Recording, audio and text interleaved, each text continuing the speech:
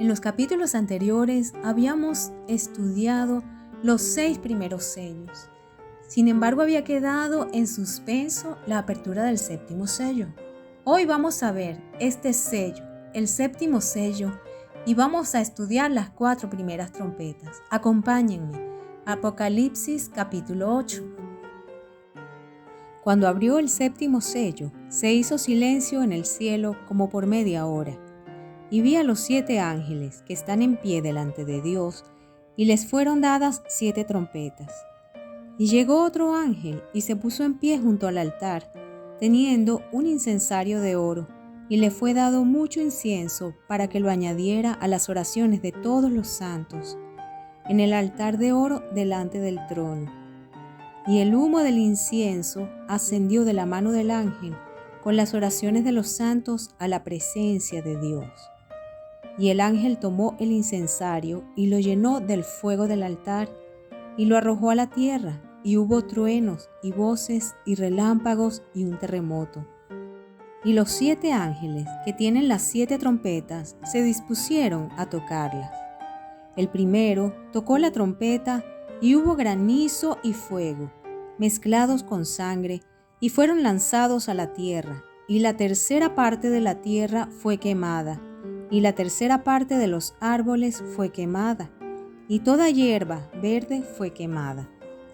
El segundo ángel tocó la trompeta, y como una gran montaña ardiendo en llamas fue precipitada al mar, y la tercera parte del mar se convirtió en sangre, y murió la tercera parte de las criaturas que había en el mar, cuantas tenían vida, y la tercera parte de las naves fueron destruidas. El tercer ángel tocó la trompeta, y una gran estrella ardiendo como una antorcha cayó del cielo sobre la tercera parte de los ríos y sobre las fuentes de las aguas. El nombre de la estrella es llamado el ajenjo, y la tercera parte de las aguas se convirtió en ajenjo, y muchos de los hombres murieron a causa de las aguas, porque se volvieron amargas. Y el cuarto ángel tocó la trompeta, y fue herida la tercera parte del sol, y la tercera parte de la luna, y la tercera parte de las estrellas, para que se oscureciera la tercera parte de ellos, y el día no resplandeciera en su tercera parte, y asimismo la noche.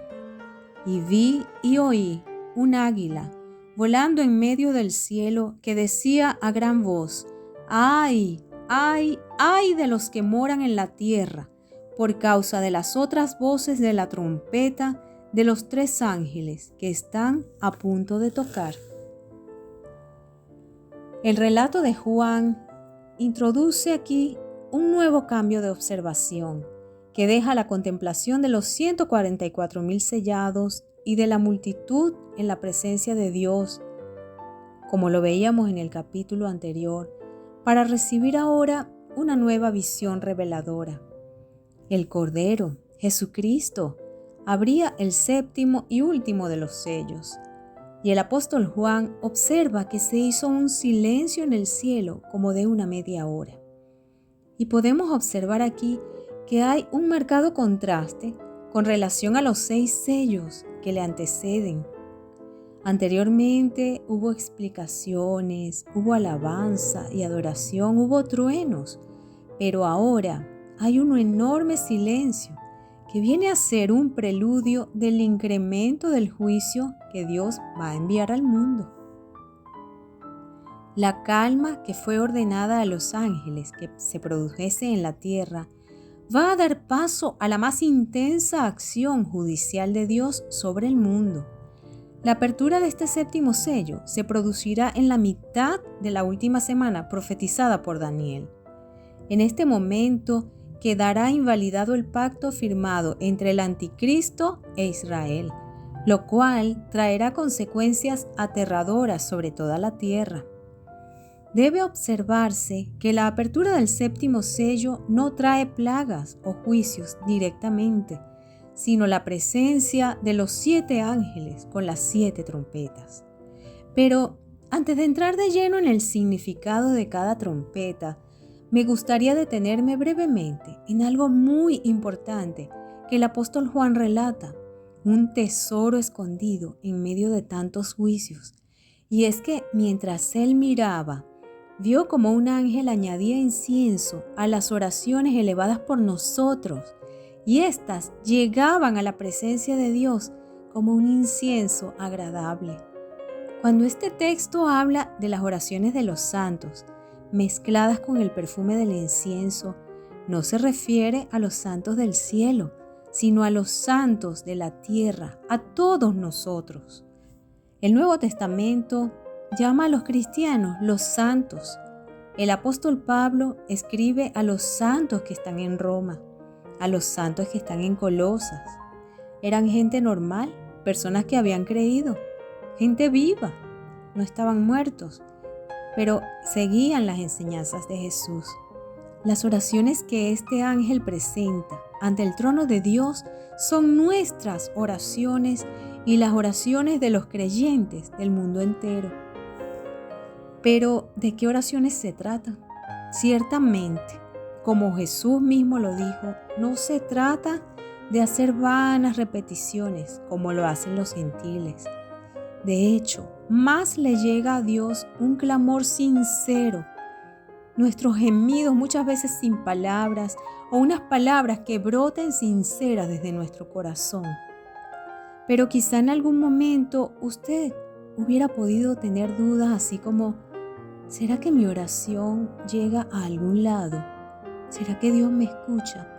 O quizá pudo haber tenido la tentación de pensar que su oración se pierde en un inmenso vacío. Oh, qué consuelo saber que nuestras oraciones llegan en copas de oro, llenas de incienso, perfume agradable, delante de la presencia de Dios.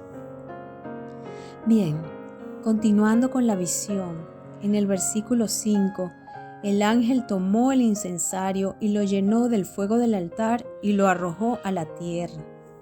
Lo que indica, al igual que sucedió con Sodoma y Gomorra, una acción judicial de Dios sobre la tierra. Esto produjo consecuencias inmediatas en truenos, voces, relámpagos y un terremoto. La presencia de Dios se manifestó de esta misma forma en el Sinaí. Pero ahora los 7 ángeles se disponen a tocar sus trompetas. Y es muy interesante señalar, tal como lo vamos a ver a continuación, que ellas traerán sobre la tierra una serie de eventos similares a las plagas que Dios envió sobre Egipto para liberar a su pueblo de la esclavitud. El tiempo final de la historia humana puede entenderse mejor a la luz de la salida, como si se tratase de un segundo éxodo. Y es que los profetas anunciaron que en el tiempo final de la historia, antes de la venida del Mesías a la tierra, se producirían señales semejantes a las que sucedieron cuando Dios sacó a su pueblo de Egipto. Bien, el resultado del primer toque de trompeta es una plaga similar a la 7ª ocurrida en Egipto en los días de Moisés. En ese tiempo el Señor envió truenos, rayos y granizo sobre toda la tierra. Hizo que granizara en todo Egipto, y el granizo y los rayos caían sin parar. En este tiempo el Señor envía también granizo y fuego mezclados con sangre, y fueron lanzados a la tierra, y la tercera parte de la tierra fue quemada. Es necesario entender que siempre que el lenguaje lo permita, debe interpretarse el texto literalmente. Dios manifiesta su presencia en juicio sobre la tierra, usando una vez más los elementos naturales de su creación, poniéndolos a su servicio.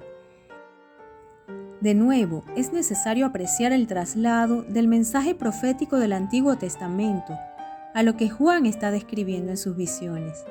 Es interesante apreciar que en la profecía, esta vez en el libro de Ezequiel, hay un pasaje muy semejante, referido a la invasión de Israel por Gog y Magog, el reino del norte. En este pasaje, el Señor envía peste y sangre y hace llover sobre él un aguacero impetuoso, granizo, fuego y azufre. A la vista de ambos textos, cabe preguntarse si se trata del mismo acontecimiento, lo cual es muy probable. Sin embargo, no se puede pensar que las consecuencias del juicio de Dios sean sobre un lugar determinado, como algunos afirman que será sobre el territorio de Israel, sino que esto afectará toda la tierra, a los moradores de la tierra por causa de su rebeldía y de su pecado. El segundo ángel tocó la trompeta y como una gran montaña ardiendo en llamas fue precipitada al mar y la tercera parte del mar se convirtió en sangre. La figura que describe el apóstol Juan es como una gran masa que despedía fuego, pero no se trata aquí de un accidente cósmico, pues hay una acción divina y está claro, pues dice que fue lanzada. La primera consecuencia de esta acción hace que la tercera parte del mar se convierta en sangre. Es interesante notar que en este juicio se produce algo similar a la primera plaga de Egipto, en donde el río Nilo, que era sagrado y era un dios para los egipcios, se convirtió en sangre. Y la consecuencia de este toque de trompeta, y murió la tercera parte de las criaturas que había en el mar, cuantas tenían vida, y la tercera parte de las naves fueron destruidas. Este juicio sobre el mar revestirá una dimensión importante, ya que de allí procede una gran parte de los recursos alimenticios del planeta. Por otro lado, es una vía de comunicación comercial de primer orden, pero aquí notamos que también los animales sufren las consecuencias de la ira de Dios, y muchos se preguntarán, ¿qué culpa tienen ellos? Pues ninguna, pero recordemos que después de la caída, es decir, después del pecado de Adán y Eva, toda la creación quedó bajo maldición. Dice Romanos 8 que la creación fue sometida a vanidad, no por su propia voluntad, sino por la voluntad del que la sujetó en esperanza de que también la creación misma será liberada de la esclavitud de corrupción a la libertad gloriosa de los hijos de Dios. Cuando dice fue sometida a vanidad, significa algo vacío, incapaz de alcanzar la meta establecida para lo que fue creada, y aclara no por su propia voluntad, es decir, no por su causa ni porque así lo quisiera, pero quien la sujetó a vanidad, también la sujetó a esperanza. Qué grandioso saber que esa misma creación aguarda la manifestación de los hijos de Dios, como lo dice la versión Reina Valera. Esto implica una espera continua hasta ellos ser libertados, y sabemos que eso ocurrirá muy pronto. Bien, al tercer toque de trompeta, cae del cielo una estrella ardiendo, a modo de inmensa antorcha. Pero, ¿qué tipo de estrella es esta que vio el profeta? Juan no utiliza un lenguaje comparativo. No dice que vio como una estrella, sino que vio una estrella, lo que nos hace pensar que bien pudiera ser un meteoro o un asteroide de pequeña dimensión. Sin embargo, no queremos adivinar aquí de qué cuerpo celeste se trata, sino entender que Dios lo envió como un elemento de juicio sobre la tierra. Muchas veces he escuchado decir que la estrella que cae es un ángel. Y ciertamente, en algunas ocasiones, esta palabra se utiliza en el libro del Apocalipsis para referirse a seres angelicales. Sin embargo, en todos los casos, el significado queda determinado por el contexto inmediato. Por lo tanto, si no lo exige, como es en este caso, no se debe alegorizar el texto, sino darle la interpretación literal que su contexto inmediato expresa. Esta estrella cae sobre los ríos y sobre las fuentes de agua, es decir, sobre los manantiales de agua dulce aptos para beber. En este caso se ve afectada el agua dulce, así como anteriormente sucedió con los mares. Y también este juicio se asemeja a la primera plaga de Egipto, en la que el río quedó contaminado y tuvieron que cavar nuevos pozos para tener agua que beber. El astro arrojado a la tierra tenía como nombre Ajenjo. Cabe suponer que además de amargas, las aguas tenían algún componente nocivo para la salud, ya que el ajenjo, componente en las plantas de la clase llamada Artemisia, no es venenoso hasta el punto de ser mortal, aunque sí puede ser nocivo en concentraciones muy elevadas. Sin embargo, el amargor que produce el ajenjo mezclado con el agua puede impedir su consumo al hacerse insoportable. El resultado final de este juicio divino fue la muerte de muchos seres humanos. Luego del cuarto toque de trompeta, la mano de Dios tocó la tercera parte del firmamento.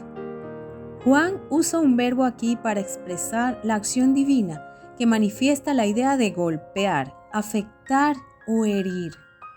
Nuevamente, la manifestación de las plagas sobre Egipto tiene eco aquí, y es que una de las evidencias que tuvo lugar para los egipcios de la acción divina fue la plaga de las tinieblas, novena en el orden de aquellos acontecimientos.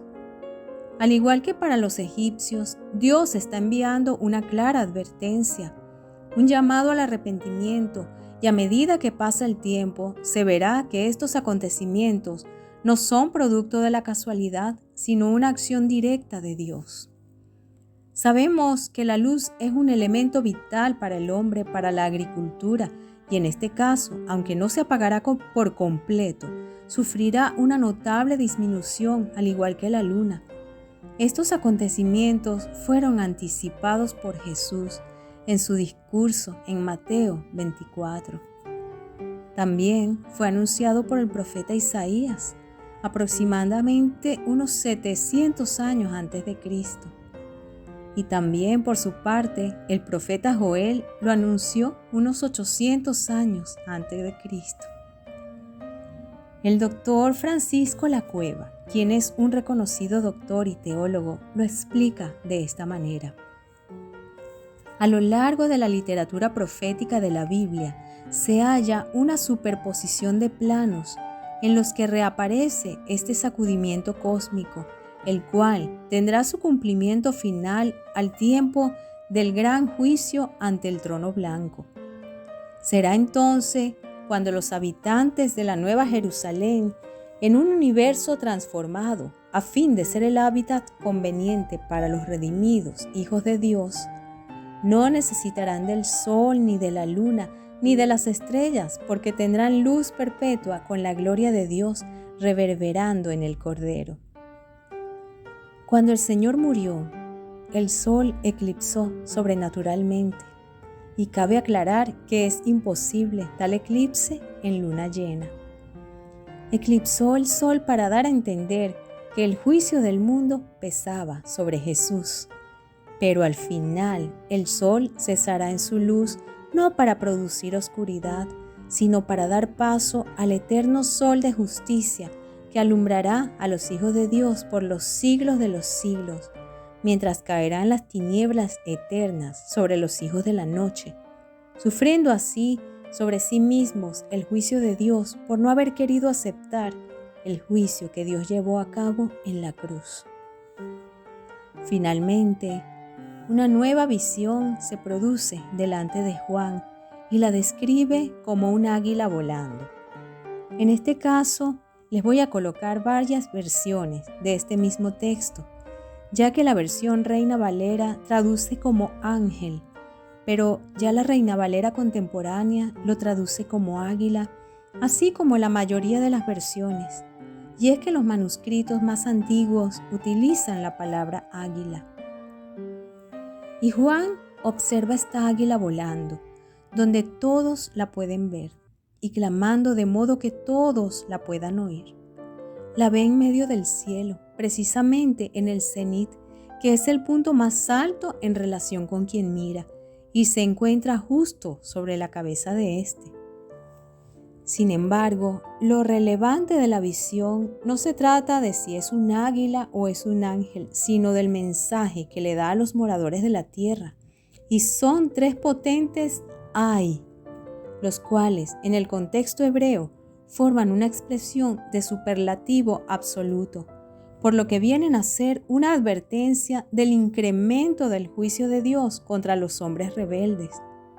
Estos tres ayes corresponden a las 3 últimas plagas que serán anunciadas por las trompetas que aún están por sonar, las cuales, a diferencia de las 4 anteriores que golpearon a la naturaleza, van dirigidas directamente a los seres humanos.